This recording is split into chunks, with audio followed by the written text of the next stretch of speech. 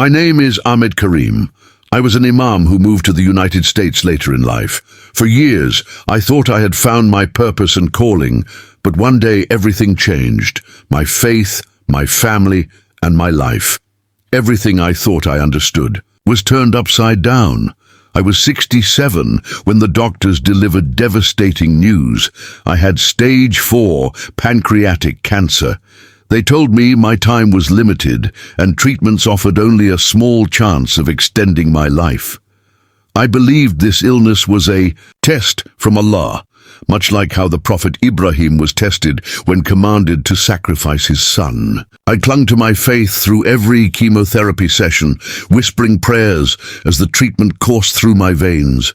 Each night as I lay in bed, I prayed with all my heart, "If I die tonight, O Allah, let me meet you in peace." My prayers were answered in a way I never could have imagined. One evening, after returning home from a grueling chemotherapy session, I felt a tightness in my chest. At first, I dismissed it as a cramp, but the discomfort grew unbearable. Soon I could barely breathe. As darkness closed in, I saw a flurry of activity around me. Nurses and doctors shouting, their hands pressing on my chest, trying to bring me back. I was watching it all from above. Yes, from above. My body lay lifeless on the hospital bed, but somehow I was still there, observing everything. It felt surreal. Shouldn't my consciousness have stopped when my heart did? Yet I was fully aware. Is this death? I wondered. Am I about to meet Allah? Suddenly, I noticed a light in the distance. It was warm, inviting, and filled with an unexplainable peace. As I moved toward it, familiar sounds surrounded me. My mother's lullabies, the evening prayers my father used to recite, echoes of verses from the Quran, all converging in that moment. It felt like my entire life was unfolding before me. As I entered the light, I thought, this is it. This must be paradise. The peace I felt was beyond anything I had ever known. Tears streamed down my face, not from pain but from sheer joy. "Praise be to Allah who has brought me here," I whispered. But my sense of peace didn't last. Suddenly the lush surroundings began to wither. The trees' leaves turned black, the fruit shriveled, and a stench of decay filled the air. Darkness engulfed everything. The cries of men, women, and children echoed in the void. Among the voices, one cry pierced my soul. It was my mother's. "Have mercy! Have mercy!" she screamed. The anguish in her voice tore at my heart. The darkness grew heavier, smothering me. I was trapped in a void, unable to discern up from down. Then a deep, resonant voice broke the silence. It wasn't like any voice I had ever heard. "Ahmed, everything will now be revealed." In the distance, I saw a throne, high and imposing. Someone sat upon it, and as I approached, my knees gave out. It was a figure I recognized immediately, the Prophet Muhammad. But something was wrong. His hands were bound in chains, and his face was filled with sorrow. This can't be real, I thought. Why is he here? Why is he bound? The Prophet's eyes met mine, and tears streamed down his face. The sight of his sorrow broke something inside me. This must be a mistake. I am an imam. I have dedicated my life to serving Allah. I screamed, but my voice was swallowed by the void. A voice echoed around the throne, deep and ancient. "The time has come for you to know the truth, Ahmed." Before I could respond, a book appeared, falling from the sky. It crashed to the ground, sending tremors through the darkness. I recognized it instantly.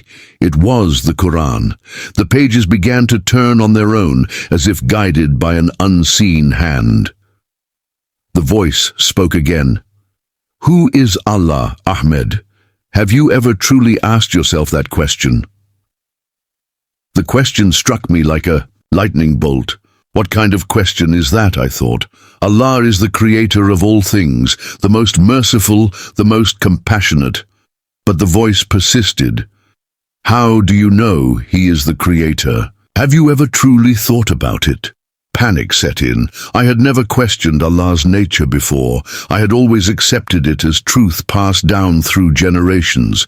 Images began to rise from the pages of the Quran. Scenes from history unfolded. Before me, I saw the Kaaba surrounded by idols. People worshipped with incense and offerings, invoking names like Allat and Al-Uzza. "This is the Kaaba before Islam," the voice said. Where was Allah among these gods? The realization hit me like a wave. Before Islam, the Arabs believed in Allah as one God among many. My mind reeled as the voice continued to question the origins of my faith. The next vision transported me to an ancient land. People worshipped a towering idol, offering sacrifices. Inscribed on the idol was a name I recognized, Baal. Beneath it, in a script resembling Arabic, was another name, El. The voice whispered, Baal, El, Allah. Have you ever thought about their connection? I fell to my knees, clutching my head. The weight of these revelations was too much to bear. Have I been deceived? I whispered. The next thing I knew, I was gasping for air. My eyes fluttered open and the bright lights of the hospital room blinded me. Nurses surrounded me, their faces filled with relief. You're back, one of them said. But I wasn't the same. The images and questions haunted me. My faith, my beliefs, everything I had built my life on was now in doubt. Days turned into weeks, and I struggled to process what I had seen. The doubts grew at me, leaving me restless. At times I would stare out of the window, watching the world go by, and wonder if anyone else had ever felt the way I did. My wife noticed my turmoil. She would sit beside me, trying to comfort me, but the words caught in my throat. How could I explain to her what I had seen? One night, unable to sleep, I walked out into the garden. The cool night air brushed against my face and the stars twinkled above. As I stood there beneath the vast expanse of stars, memories of my life as an imam came flooding back. I remembered the first time I led prayers at our mosque in Baghdad, my hands trembling as I read from the Quran. The community had such faith in me, looking to me for guidance, for answers. Now, I had none to give. I thought about my grandfather, also an imam, who had taught me to recite the Quran when I was just 6 years old. His weathered hands would guide mine across the pages as we sat in his study, the scent of cardamom coffee filling the air. Remember, Ahmed, he would say, Allah's words are perfect. But now those same words felt heavy with questions I had never dared to ask before. The garden's roses, carefully tended by my wife Fatima, reminded me of our life back in Iraq. We had a similar garden there, where our children would play after evening prayers. The memory of their laughter mixed with the call to prayer echoing across the neighborhood brought tears to my eyes. What would they think if they knew their father? Their imam was questioning everything. I remembered the day we decided to leave Iraq. The political situation had become unbearable, and several clerics had already disappeared. Fatima and I packed what we could carry, said goodbye to our extended family, and boarded a plane to America. The journey was terrifying, but we believed Allah had a plan for us. In America, we built a new life. Our mosque became a sanctuary for other Muslim immigrants seeking not just a place to pray, but a community to belong to. I counseled countless families through their struggles with assimilation, always pointing them back to their faith as an anchor. The irony of my current situation wasn't lost on me.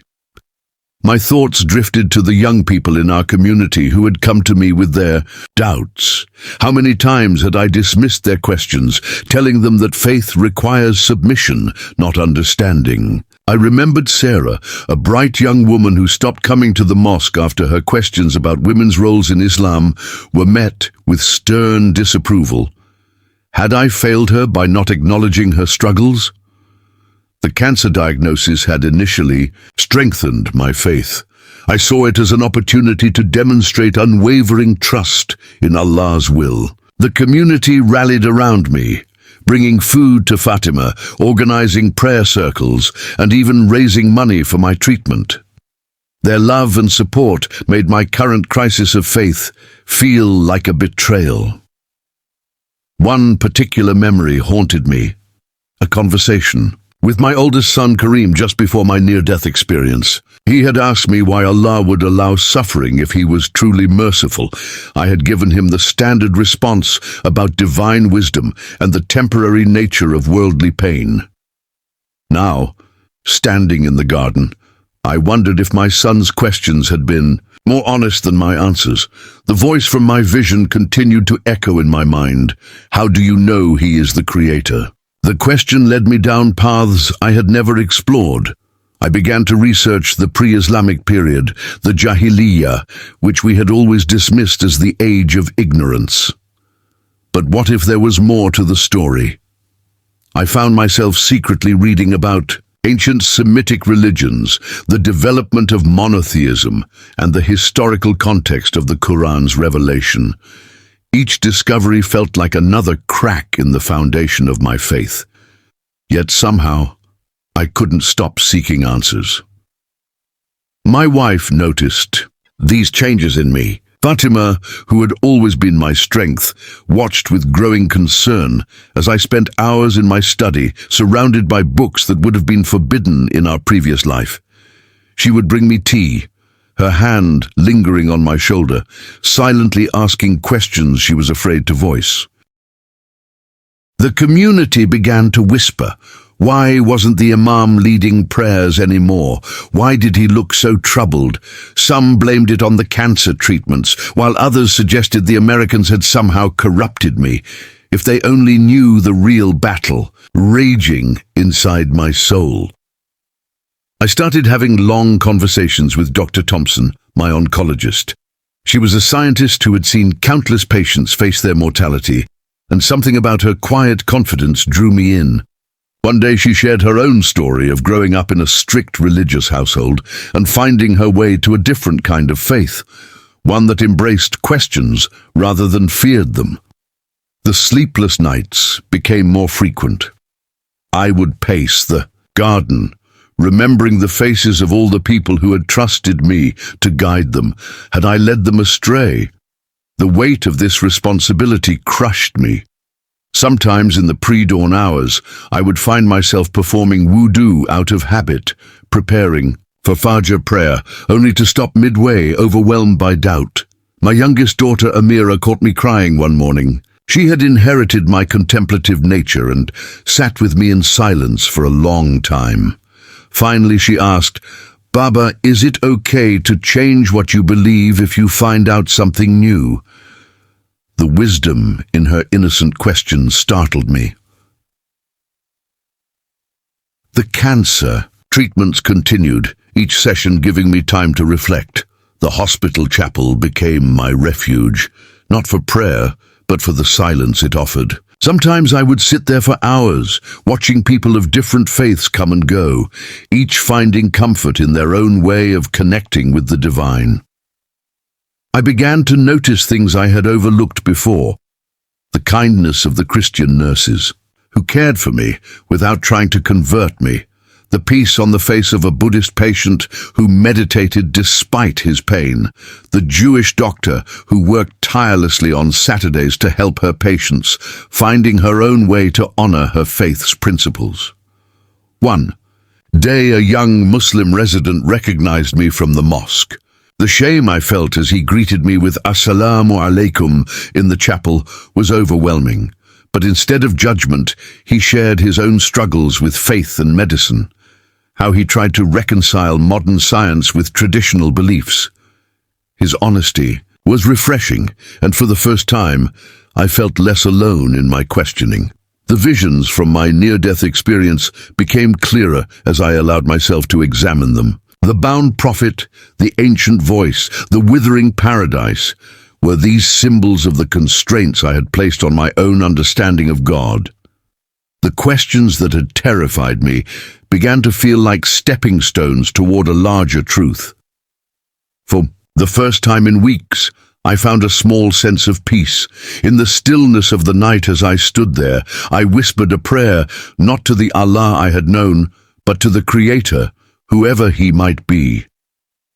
"If you are real, show me the truth," I said, my voice trembling. The next day, a chaplain named Father John visited me. He wore a simple white robe and carried a Bible.